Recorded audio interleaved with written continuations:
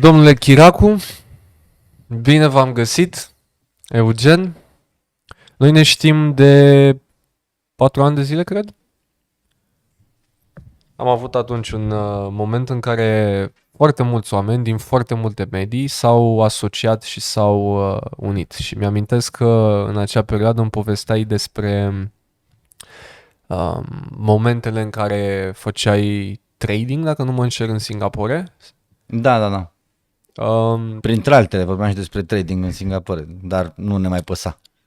Scopul acestui podcast vreau să fie despre afacerea pe care ai pornit-o acum cu import-export metale prețioase și aș vrea să începem cu povestea ta, cum ai ajuns în zona asta de pachete financiare, ca să le spun așa, sau de piața de finance.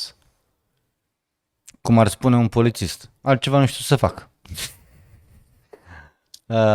Dar eu am început afacerea asta acum din punct de vedere al Registrului Comerțului. Dar eu pe asta am început-o de prin 2008, adică aș avea vreo 16 ani de când tot încerc să o promovez și să o duc cât mai aproape de o realitate a consecvenței pieței în perspectiva metalelor prețioase.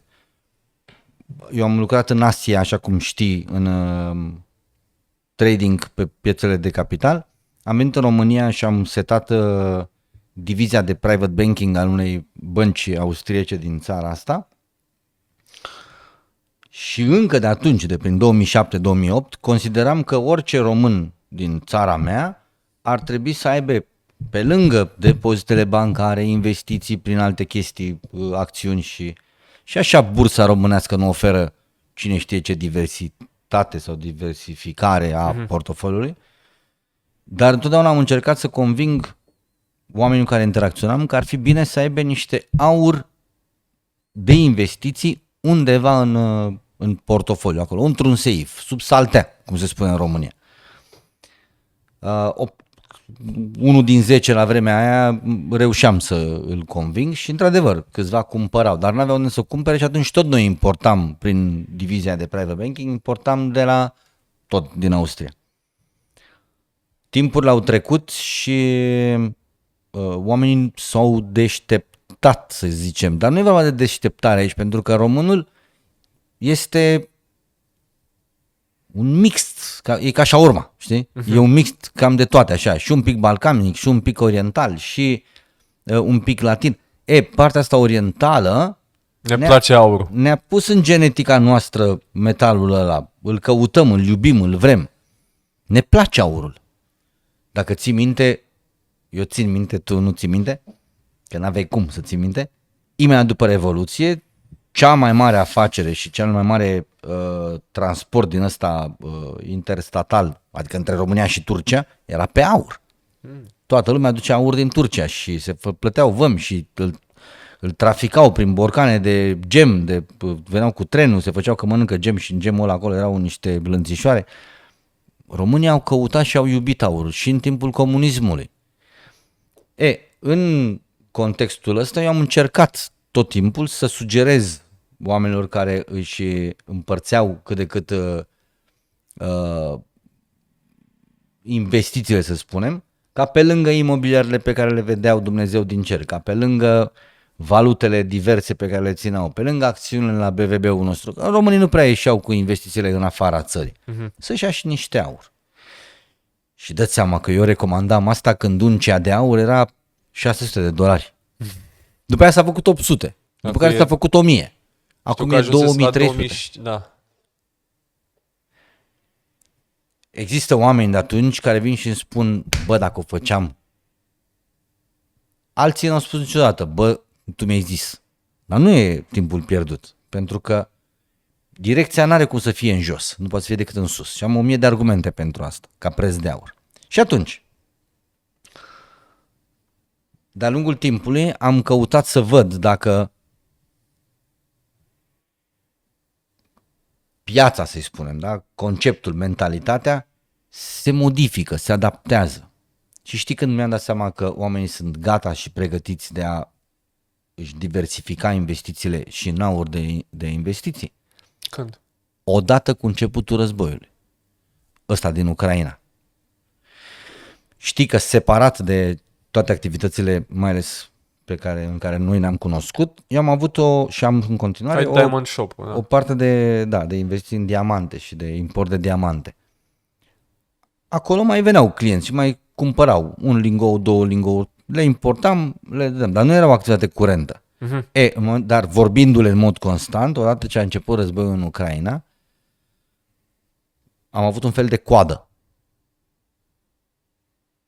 4, 5, 6 persoane în care vorbisem, vreau acum. Și atunci mi-am dat seama că e momentul. Ce a făcut care a fost declicul? Frica. Frica de? De pierdere, de fugă fără să poți căra ceva cu tine. Nu poți să cari acțiuni la BVB, nu poți să cari casa și nici terenul din Znagov, ceva. Nu se știa. La momentul ăla, amintește-ți, noi treceam dintr-o pandemie într-un război. Da. Nu mai știa nimeni nimic. Îmi amintesc că în perioada aia aveam niște prieteni care își făcuseră planul de fugă în Portugalia. Mai că, da. Mai știi că în aceeași săptămână în care acolo începeau ostilitățile și aici se termina pandemia, s-a făcut motorina peste o noapte 11 litru, mai ții minte? Da. La ce să te poți gândi? Oamenii în general trăiesc între două culori, roșu, frică, verde, lăcomie. Lăcomia nu este în sensul rău, este în sensul de a dori mai mult decât ai în momentul ăsta. Atunci s-a trecut de pe o zonă de asta gri în care stăteam de 2 ani de zile cu pandemia aia care ne-a aruncat într-o zonă roșie după care ne-a dus din nou pe gri, în loc să mai avansăm un pic, să trecem spre un verde ca iarba, așa un pic mai deschis, într-un roșu carmin, puternic. Și atunci frica i-a determinat pe oamenii ăștia să cumpere, nu știu, cred că am vândut într-o săptămână 4 kg de aur. Enorm. Acum, după 3 ani de atunci, dar după un an de la începutul deschiderii firmei, 4 kg nu mi se mai pare mult. Mi se pare la ordinea săptămânii. Și cam asta este așa, un preambul, să spunem, la cum am făcut și ce am făcut. Noi am deschis compania acum 1 an de zile. Nu e complicat să deschizi o companie în România. Complicat este să te organizezi și să fii într-adevăr o companie care face tranzacții de metale prețioase. Să nu fii un împrumutator de bani. Poate nu mai îmi dai banii și îmi rămâne lănțicul. Să nu fii un împrumutator de bani că poate nu mai îmi dai banii și îmi rămâne iPhone-ul. Să fim o companie profesionistă în domeniul tranzacționării metalelor prețioase, de la partea fizică de metal deșeu, să zicem, da? Scrap se numește în limbajul nostru, la partea de metale prețioase de investiție, așa cum sunt prevăzute de codurile fiscale ale multor țări. Am fost profund impresionat. Țin să menționez că tu întotdeauna ai ținut foarte mult la aparență, la prestanță, la cum se simte omul.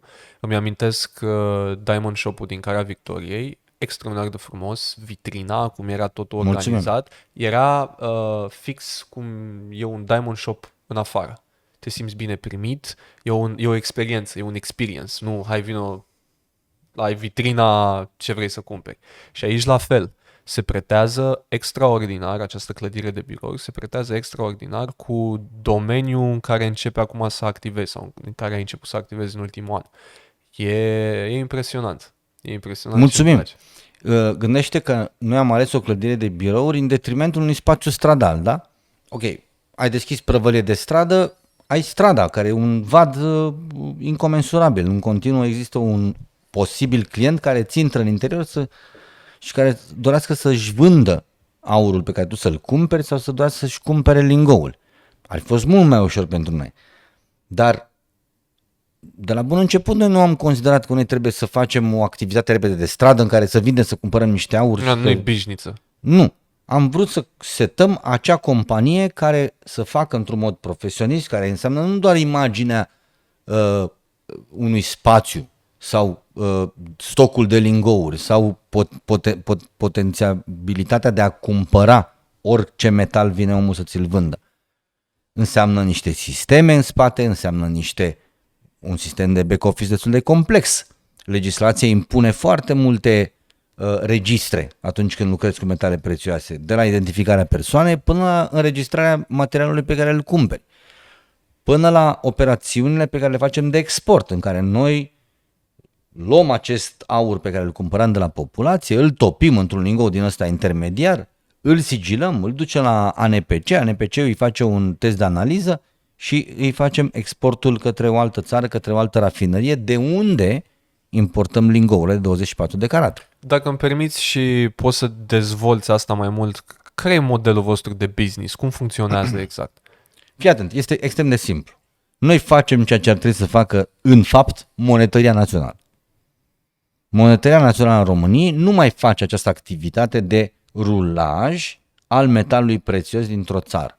Orice țară, că e Burkina Faso sau că este România sau Singapore, deține la nivelul populației un anumit tonaj, dacă vrei, de metale prețioase, vechi, noi, da? Se numesc bijuterii de consum, aurul de consum. Monetăria Națională ar trebui să aibă capacitatea să cumpere de la populație la un preț prestabilit orice metal, orice fel de aur vrea cetățeanul să-l vândă și să returneze în piață aurul de investiții.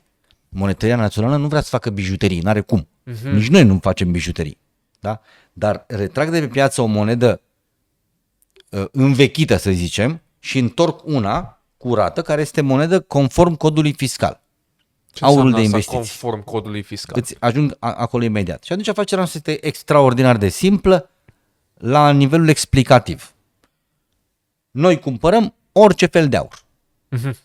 Că este de 9 carate o bucățică dintr-un inel ruptă sau că este un lingou de 2 kg de 24 de carate, nu există de 2 kg, există de 1 kg. Zic și eu, 2 lingouri decât 1 kg, da? De 24 de carate, noi îl cumpărăm cu plata pe loc. Plata pe loc, virament bancar sau dacă suntem în limitele legale, plătim cash. De ce pot să cumpăr orice tip de aur? Pentru că am un echipament pe care l-am importat în România și am un echipament de tip spectrometru, adică care face o radiografie piesei pe care o bag eu acolo în mașinărie, un fel de CT, da, un computer tomograf, al aurului, al metalului. Mașinăria îmi afișează pe un ecran și mie și cetățeanului care vrea să vândă caracteristicile piesei ăleia și îi plătesc conform bursei de valori. Stai un pic. Da. Stai un pic. Eu nu Asta vreau să zic. Eu am văzut cum că aurul se testează cu acid, da. Da, într-o manieră chimică. Nu. Jupuit un pic inelul sau am ce. depășit momentul ăla. Cât de tare. Noi avem un echipament, este exact ca un computer tomograf, da? În care o să-ți arăt. Ok. Pui orice metal acolo, cred că pot să pun o chestie care are înălțimea de 7 cm, ca și grosimea de 7 cm și orice dimensiune, A4, dacă e, da, nu știu. 12 kg de aur, cred că pot să pun în mașinărie. Mașinăria îl scanează și îmi returnează un rezultat la virgulă. Acest obiect conține 63,7% aur pur, argint 3%, 3,92% aur argint, cupru, palladium, etc., etc. și în final îmi calculează și ce carataj are acel. Caratajul stabilește calitatea aurului, da? Dar există vreun brevet, ceva, se poate interesa un om înainte, adică să play devil's advocate, știi? De unde știu eu că nu pui tu de la tine în burtă numerele alea acolo? Ea este un echipament autorizat. Ok. El a fost importat, plătit taxe vamale și autorizat CNCAN. Ok. Are o metrologie făcută și este un echipament, nu poate fi influențat. La piatră pot să influențez, că trag și zic e mai puțin de 14, nu plătim 14 carate, plătim 12 carate. Tu nu poți să contești asta. La piatră înseamnă procedura aia cu râcâi, bijuteria și pun un acid. Acizii au 3-4 căprării, 9 carate, 12 carate, 14 carate, 16, 18, 20, 22, 24. Da? Dar între ele nu știi ce e acolo. Iar între ele înseamnă aur pur. Caratajul este dat de puritatea aurului din piesa respectivă. Cât aur pur e în piesa respectivă? Aia este, caratajul în aur stabilește calitatea. Da? Cât aur pur ca procent am în piesa respectivă. Și atunci, noi cumpărăm orice tip de material, plătim pe loc, îl topim, îl analizăm la Autoritatea Centrală a României, ANPC-ul, Direcția de Metale Prețioase. Spune-mi mai mult despre legătura asta între voi și ANPC. Nu e nicio legătură. ANPC-ul este autoritatea centrală care poate să testeze și să certifice compoziția chimică conform tabelului Mendeleev al unui metal. Deci cum funcționează concret? Spun asta pentru că mi se pare foarte, foarte tare.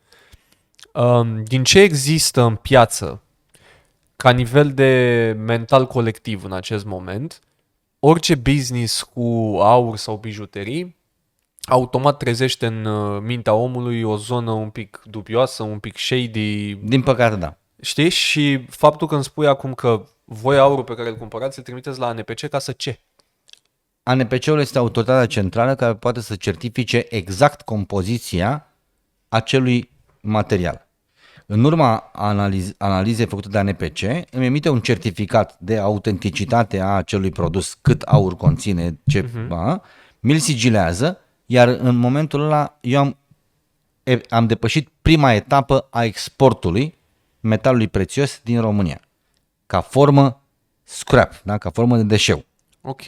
Ulterior îmi fac declarațiile vamale, facturez rafineria care îmi cumpără mie acest pachet de 1 kg, 2 kg de metal prețios, în conformitate cu ceea ce mi-a emis mie ANPC-ul, îl export în țara respectivă, care o fie, că e Austria, că e Turcia, că este Hong Kong, nu contează, apare agentul lor de import care reface acest test în conformitate cu standardele lor.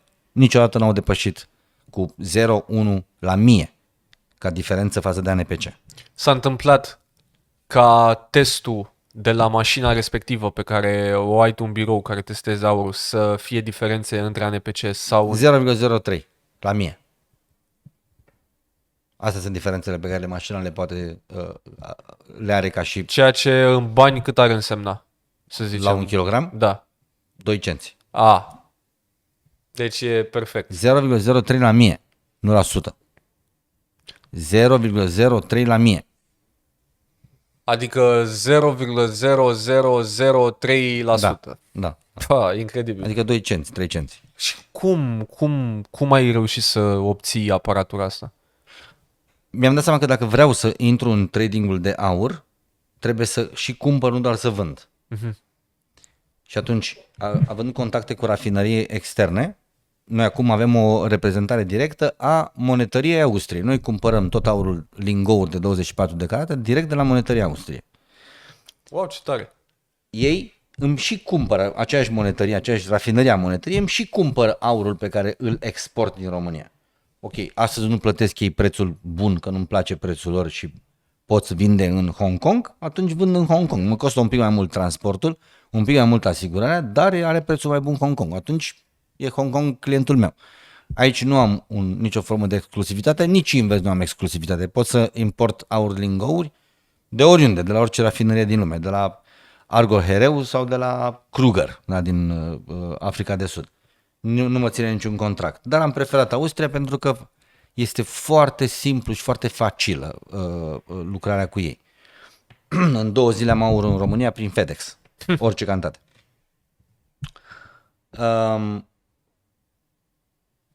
Exportul meu reprezintă descărcarea. Eu, ca să pot încărca, eu trebuie să mă asigur că fac o achiziție profesionistă, fără să înșel și nici fără să fiu înșelat.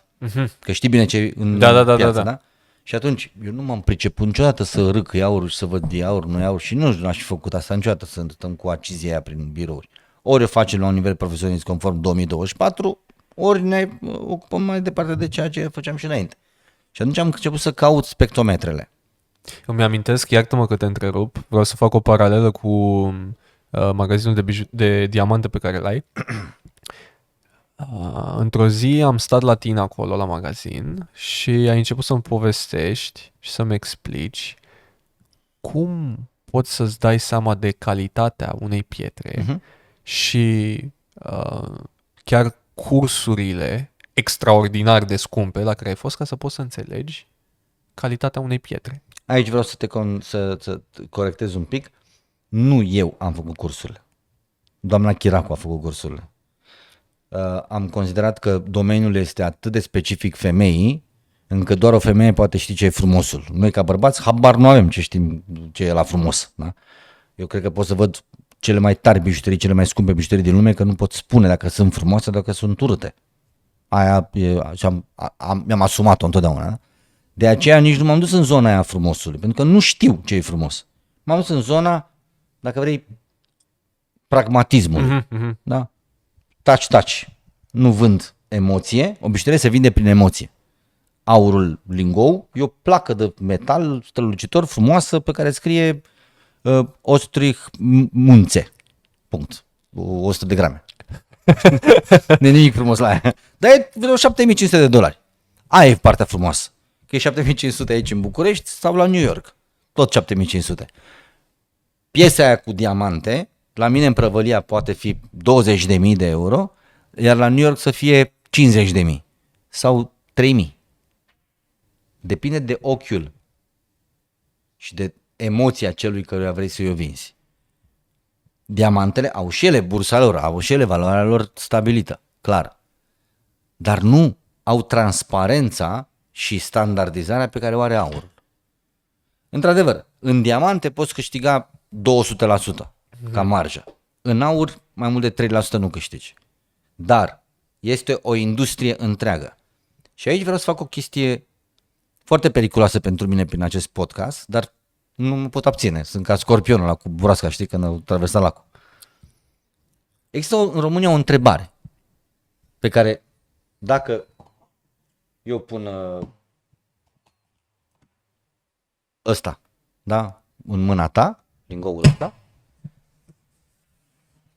Ce greu e. Aha. 50 de grame. 50 de grame. Munțe Ostrich Fine Gold.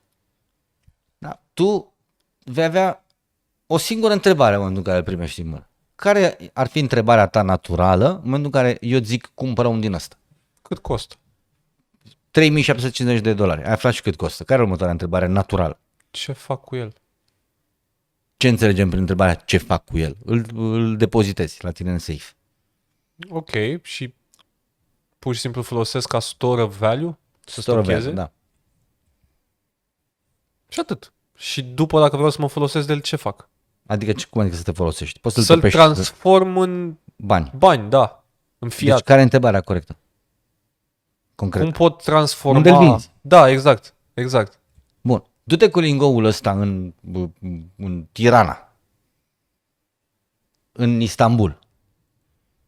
Și zic, dom'le, am ăsta. Unde-l vând? Vor râde. Își cheamă prieteni să te vadă, să facă poze cu tine.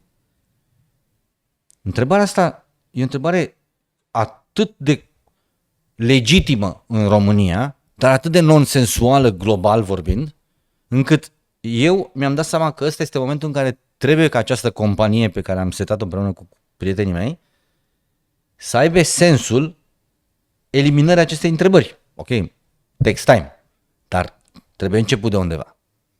Cum adică unde îl vând? Cum adică unde vând? Dacă eu îți dau ție 100 de euro acum, Da. dacă îți dau 3700 de Uite, de euro. mă duc la un exchange sau mă duc la un amanet. Găsești undeva unde să te duci, dar Da, dar nu apare știu ce preț e. M-aș duce la un Aia Iris e. să văd dacă e prețul Aia mai e. bun. legitimitatea prețului. Ok. De fapt, de aceea nu știi unde să-l vinzi, că de vândut îl vinzi oriunde.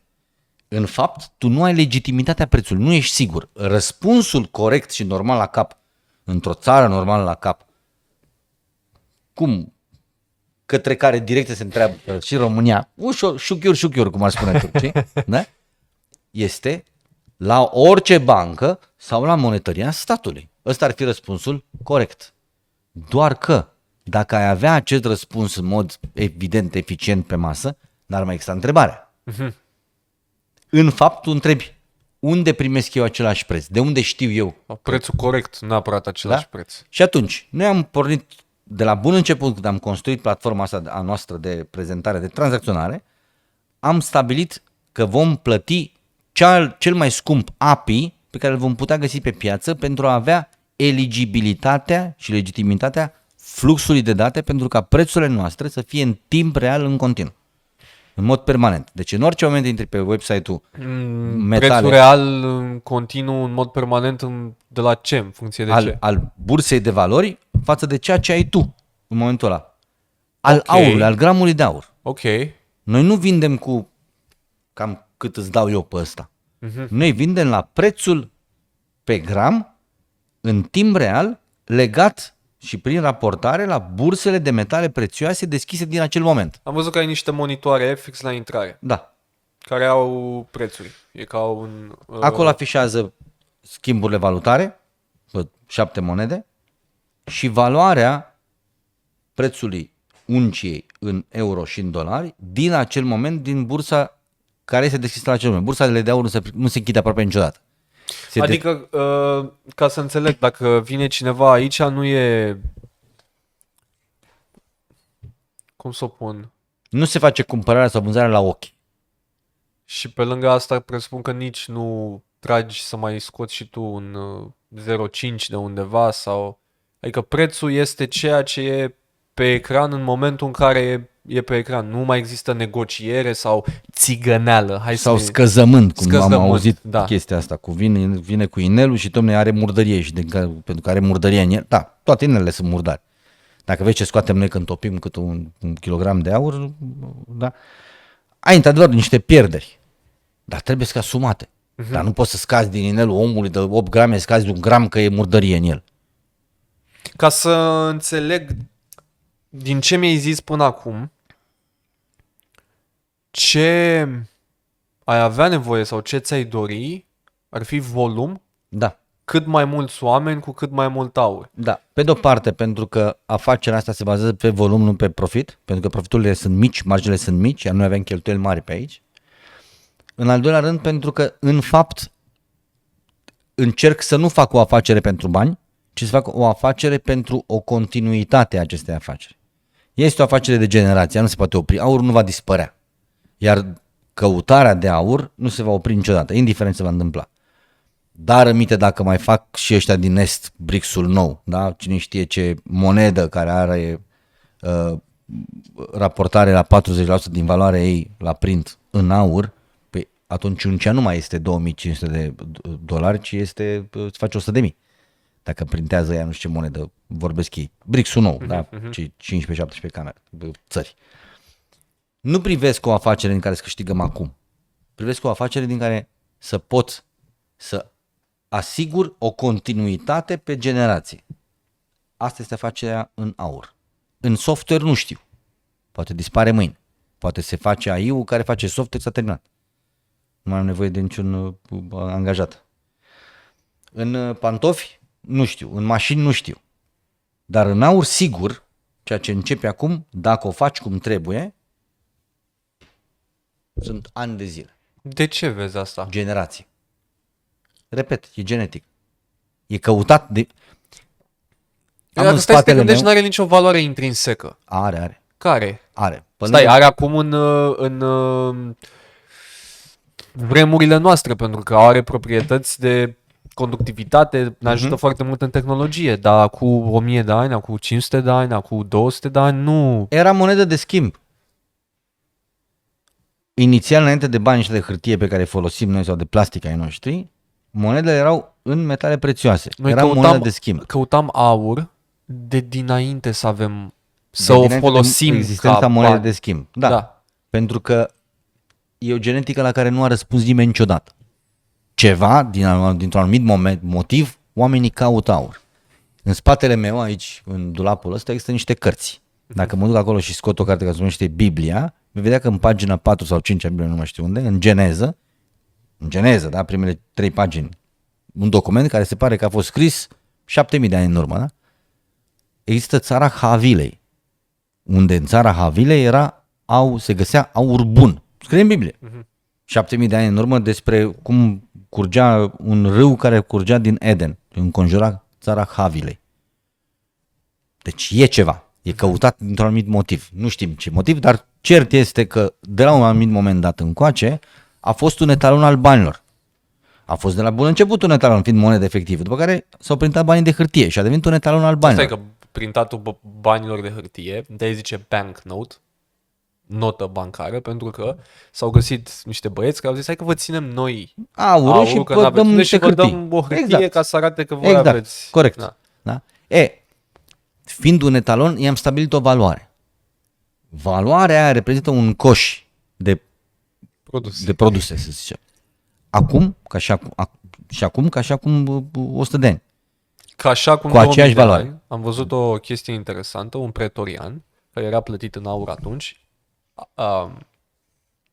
avea exact aceeași putere de cumpărare ca acum dacă ai fi avut aceeași cantitate de aur pe care a primit-o pretorianul atunci. Corect. Deci își păstrează, efectiv, e store of value, literalmente, la propriu, e exact aceeași valoare. Iar atunci, în aceleași timpuri, soldații colonizați ai pretorianului erau plătiți în sare, de unde vine și în sintagma salariu. Cu sarea puteau să supraviețuiască, puteau să-și conserve carnea. Avea utilitate. N-aveau frigider. Da. De aceea are o valoare. Și nu se va opri. Dimpotrivă. Încearcă revenirea, pentru că și-au dat seama că printul de monedă în raport cu produsul intern brut al unui stat e dezastru. Amintește-ți, 2020-2022, până la terminarea pandemiei, s-au printat 20 de trilioane, adică 20% din totalul masei monetare al planetei, al produsului intern brut al planetei, pe un an de zile, în 2 luni. Atunci să fi făcut cripto.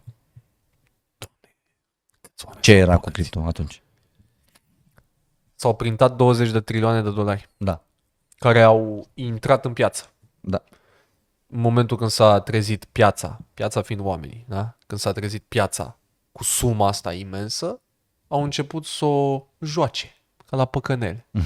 În perioada respectivă era valul foarte mare cu NFT-uri. Se lansa câte un proiect de NFT-uri, era cum era bula.com. Toată lumea băga bani. Și acum, prindându-se atât de mulți bani și băgându-se atât de mulți bani în piață, băgăm bani în cripto, băgăm bani în NFT-uri și s-a făcut 300x, 400x. Ce bani? Am un prieten, a lansat un proiect de NFT, a făcut 200 și ceva de mii de dolari. Men, de nimic. Pentru că a prins efectiv momentul când s-au printat, când s-au băgat bani în piață. Nu eu când am văzut, trebuie să începem și noi să facem. Și am lăsat și noi un proiect de NFT-uri. Doar că l-am lăsat la o lună jumate prea târziu. Și pa. Nu-mi dau seama dacă sunt norocos având cu vreo 12-13 ani mai mult decât tine sau sunt ghinionist. Sau un ghinion. Nu-mi dau seama. Pe de-o parte, avansul ăsta de vârstă mă ține departe de niște lucruri pe care nu le înțeleg. Pe de altă parte, se pare că trec pe lângă mine niște trenuri din astea supersonice cu NFT-uri și cu cripto pe care nici nu am putut să mă uit. Chiar dacă ele sunt relativ asociate, asimilate piețe de capital. Nu sunt piațe de capital, pe care aș înțelege-o. De aceea, nici neînțelegând, nici măcar nu m-am uitat spre ele, știi? Știi ce se încearcă? Mi-a fost greu să înțeleg. În schimb, ăsta l-am înțeles, a fost simplu. În momentul în care am lansat acel proiect de NFT-uri, unul dintre punctele pe care noi am spus că le vom face este să lansăm un curs de cripto. Și am vrut să o luăm de la început, de la 000. Ce înseamnă bani? Și am început să studiem. Stai un pic că banul este un store of value. Adică înainte oamenii făceau troc, nu aveau bani. Eu îți dăteam o vacă, tu îmi dăteai orice altceva, făceai un topor. Problema e în felul următor, că eu nu puteam să-mi iau vacile cu mine. Dacă eu eram văcar, nu puteam să-mi iau vacile cu mine și să mă mut în altă parte. Pentru că sunt greu de stocat, greu de mutat, ok? Și sunt perisabile. Oamenii pe parcursul timpului au încercat să folosească diverse modalități care să devină bani. Că banii nu sunt hârtie. Banul este un concept care trebuie să aibă niște puncte, trebuie să aibă să poată să dureze. Adică dacă ai sare și a dat o ploaie, s-a dus sare. Nu mai poți să mai faci nimic cu ea. Să o poți transporta și să fie... Care era al treilea? Să aibă valoare. Să-și păstreze valoarea. O echivalență în valoare. Exact. S-a trecut de la sare, la scoici, la piei, la tot felul de lucruri, până în punctul în care s-a ajuns la bani, la metale prețioase. De ce metale prețioase? Pentru că sunt rare și greu de accesat. În momentul când puteai să duci pe plajă și să iei niște scoici, nu mai avea valoare, nu-și mai păstra valoarea banul respectiv. Ok, bun. Care a fost problema cu aurul între timp? Bă, nu e chiar atât de ușor de transportat. Înțelegi ce vreau să zic? Că la un moment dat, dacă ai prea mult, nu prea îl mai poți transporta. Vin, te atacă. Cripto prin Bitcoin s-a încercat să se facă un store of value care poate fi transportat oriunde, oricând, de la persoană la persoană, fără intermediari. Ceea ce e incredibil. Clar. Și de acolo au încercat să dezvolte.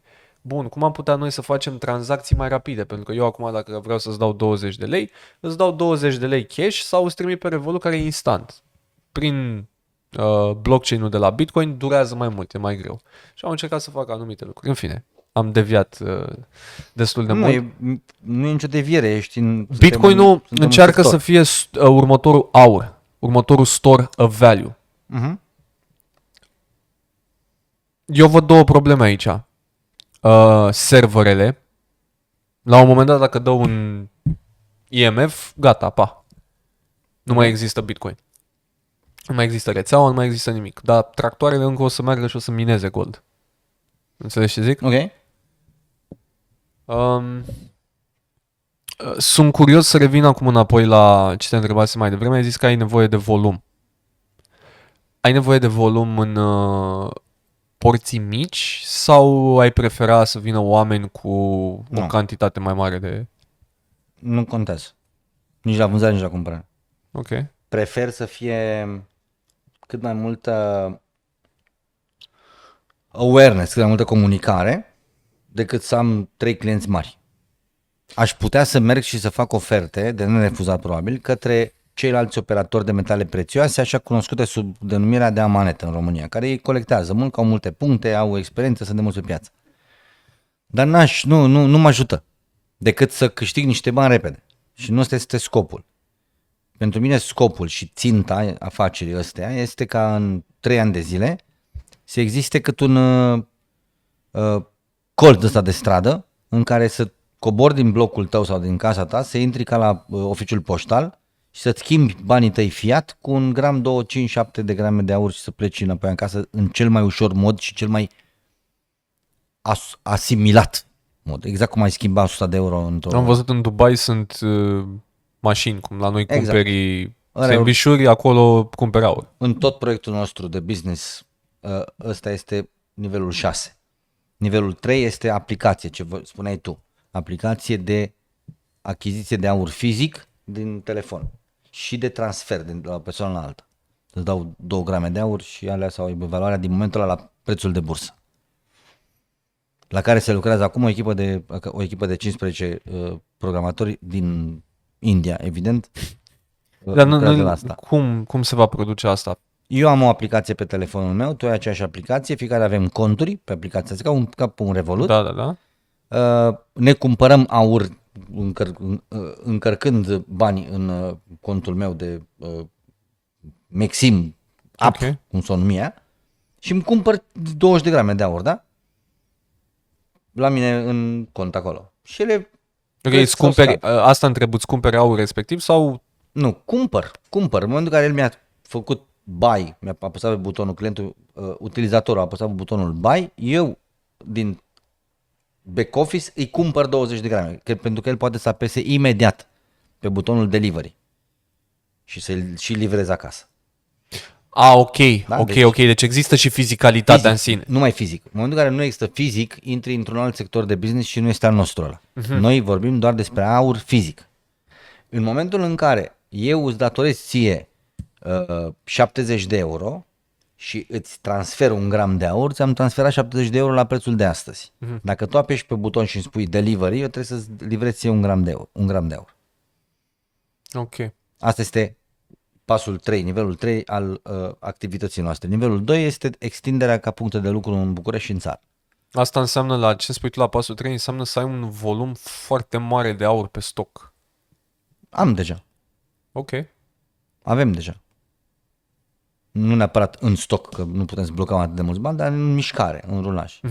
Cam cât crezi că ar dura din momentul în care eu dau delivery până să ajungă bucățica, lingou de aur până la... Cât durează curieratul? Ok, deci, ok. Curierul normal, că știi, în București 3 ore să fac și în 3 ore. O să aveți limită de oameni, de tranzacții pe zi, de volum? Nu. Pe app nu. Ok. Pe platforma asta avem o limită de minim 20 de grame. Fii atent. O chestie foarte importantă pe care noi am calculat-o mult timp, că de-ați spun, să înființezi un SRL pe la oficiu, o faci în 3 zile la ei. Să gândești o structură care să fie pliabilă pe client, pe piață și să nu existe niciun fel de second thought vreodată din partea cuiva, e chestia mai complicată, la care am lucrat foarte mult timp. Aurul are preț pe gram. Ok, pe bursa internațională se tranzacționează per uncie, dar uncie are un standard, 31,1 grame o uncie. Deci știi automat prețul pe gram. Companiile, în general, când tranzacționează lingouri din astea mici de investiții, restabilesc prețul pe gram în funcție de greutatea lingoului. Un lingou de 20 de grame este mai scump ca preț, ca valoare pe gram, decât un lingou de 50 de grame și cel de 50 este mai scump decât unul de 100 de grame și așa mai departe. Cu cât lingoul este mai mare, cu atât valoarea aurului per gram este mai mică. În mintea mea întotdeauna a funcționat exact invers. Eu nu vreau să știu care este valoarea unui gram de aur în euro. Eu vreau să știu care este valoarea unui euro în grame. Pentru că, în fapt, aia este monedă împrumutată. Asta este singura monedă reală. Orice altceva este credit. Și atunci, formula noastră de calcul ne-a arătat... Charlie Munger a zis asta? Nu, eu am zis asta. Ok. Ori mai fi zis-o, dar în alte contexte. Da? Bancherii. Și atunci, noi am calculat și vindem lingourile, indiferent de greutate, dar de la 20 de grame în sus, la preț pe gram. Nu contează că vei cumpăra 1 kilogram sau 20 de grame. Noi avem preț pe gram, pentru că așa e normal să fie. În prețul ăla noi avem o marjă ca să putem să ne plătim utilități, să avem un mic profit, dar tu trebuie să știi exact cât plătești pe gramul de aur, pentru că pe ăla îl urmărești în evoluție sau în involuție. Și atunci clienții noștri, cei care au ajuns în birourile astea de aici, sunt oameni care nu au treabă cu împrumutul unor bani contra aurului. Noi nu împrumutăm bani contra unui produs. Noi îl vindem și îl cumpărăm. Partea pe care eu încerc să o transmit în permanență prin orice facem este așa. Aurul trebuie să circule, pentru că aurul este singura monedă reală. Codul fiscal al României, precum și alte cărți echivalente codurilor fiscale ale planetei, legiferează singurul produs din lume cu cotații în interiorul codului fiscal, nu în norme, nu în anexe, nu în alte normative. În articolul 313 din codul fiscal reglementează aurul de investiții și stabilește ce dimensiune trebuie să aibă acest lingou de 50 de grame ca el să fie în conformitate cu codul fiscal. Și dacă este așa, dacă respectă specificațiile tehnice cu puritatea de minim 995 la 1000, cu dimensiunile cu tare și emise de către o rafinărie autorizată, de către o monetărie autorizată, în acel moment ăsta este singurul produs din lume care nu are TVA și nici taxe vamale. Mai există un singur produs din lume care nu are TVA și nici taxe vamale. Produs, nu serviciu. Produs. Banii. Moneda fizică. Când îți dau și îți iau bani ție, nu sunt cu TVA. Când schimbi euro, când vinzi 100 de euro și cumperi lei, sau când vinzi 100 de lei sau lei și cumperi euro, nu există TVA aplicat. Nici la bancă, nici la exchange. Nici în trezorii. Când se transferă banii din banca din România în banca din Germania, nu există taxă vamală. Este un transport extrafrontalier? Este, da? Este, da. Aceste două produse. Ăsta, aurul și moneda. În rest, orice altceva poate să fie supus taxelor vamale și TVA-ului. Orice altceva. Asta încerc eu să transmit clientului. Iar clienții noștri pleacă de la 20 de grame și imediat următorul pas este să încerce să umple o cutie din asta cu lingouri. Pentru că înțeleg. Și lunar scot 70 de euro și cumpăr un gram de aur. 500 de euro, 1000 de euro. Depinde de fiecare ce venituri are. Am văzut că pe una dintre uși la birouri ai și pentru persoane fizice. Da. Cum? De ce ar cumpăra o persoană fizică aur? Exact același... Persoană juridică, iar. Da, firme. Exact același motiv.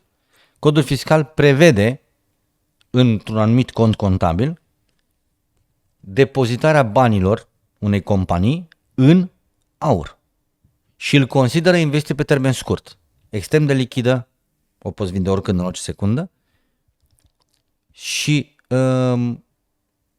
a cărui valoare nu trebuie să o stabilești pentru că e deja stabilită de o piață, de bursă. Nu trebuie să-i faci tu evaluări anuale, chemi experți, anevar să stabilească care e valoarea garsoniere. Nu. Ai o piață care stabilește valoarea în mod constant, are un standard și atunci companiile își pot scoate numerarul din conturile bancare, din depozitele bancare, excedentul, da? Nu banii de rulaj, excedentul, și se mute în aur. Pentru că în felul ăsta nu mai au costuri bancare, nu mai au costuri de Asta înseamnă că ei pot deduce taxe? Dacă vreți să o punem în direcția aia, da, ar putea deduce taxe în condițiile în care ei au pierderi. Mm-hmm. Adică, dacă eu fac o tranzacție, la fel și la bancă, dacă depun 10.000 de euro într-un cont bancar, dar scot 9.000 din cauza inflației și costurilor bancare, 1.000 de euro intră pe cheltuieli deductibile în orice companie. Mm-hmm. La fel și în aur. La fel și în tranzacțiile de pe piața de capital. Dacă cumpăr acțiuni, costul de tranzacționare intră pe cheltuielile deductibile, că e un cost.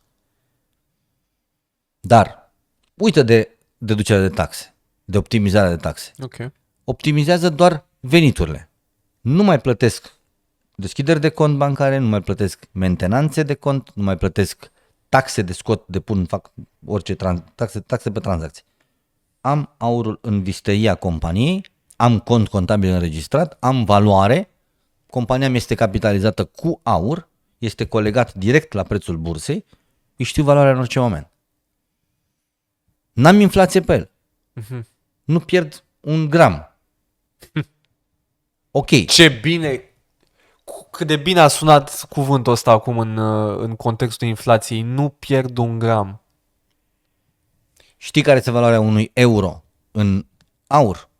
0,014 grame. Adică 0,014 miligrame de aur, da? Ok. Sau nu, 14 miligrame de aur. Da. Știi care e valoarea unui euro în acum 30 de ani? 0,057. Ca să dai seama ce nivel de valoare. Mm-hmm. Poate ajunge și 0. Dar gramul rămâne gram.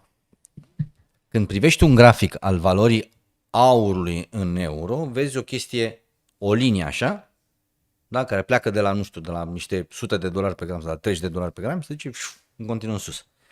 Dacă te duci în partea cealaltă și stabilești, vrei să vezi care este valoarea monedei în aur, vei vedea o linie care este aurul și moneda care se duce în jos.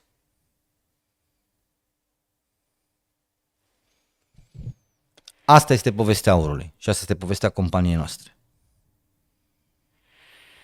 Dacă ar fi să transmiți un ultim mesaj oamenilor care sunt interesați, ce le-ai spune? În primul rând aș reitera acest motto care este motoul nostru. Aurul este singura monedă reală. orice altceva este credit. Am absolut toată operațiunea Mexim este o operațiune transparentă 100%, conectată în timp real cu toate bursele internaționale de metale prețioase. Întotdeauna vezi ce cumperi și ce vinzi la ce preț în acea secundă. Nimic nu se face ochiometric, îmi place, nu-mi place. Cântare de înaltă precizie și echipamente de testare spectrometrice care stabilesc exact ceea ce vinzi și când vinzi și cum vinzi. Mesajul meu este foarte simplu. Asta ar fi trebuit să facă Monetaria Națională. Și cel puțin 50% din băncile comerciale în României. Nu face niciun asta. Unde vă pot găsi oamenii? Noi ne aflăm în București. Clădirea este Muntenia Business Center. În clădirea asta am lucrat mulți ani de zile pentru că aici a fost SIF Muntenia. Și multe case de brokeraj erau în clădirea asta. Adresa este Splaiul Unirii, numărul 16. Platforma este www.metale-export.com, dar recomandarea mea și a noastră a tuturor este orice întâlnire să încercăm să facem printr-o programare, pentru că este complet neplăcut să vii, să vinzi niște aur și să aștepți undeva pe afară, pe un hol de clădire, să termine cel care este deja în interior. De aceea programările ne ajută foarte mult să nu se suprapună întâlnirile. Și sunt multe întâlniri pe zi. Se întâmplă multe. Avem cel puțin 5 programări în fiecare zi pe vânzare și pe tranzacție de aur. Ori se cumpără, ori se vinde. Încercăm să facem vânzările doar față în față. Evident că și cumpărările, achizițiile, la fel. Super. Mulțumesc mult de tot, Eugen. Dane, și eu îți mulțumesc mult.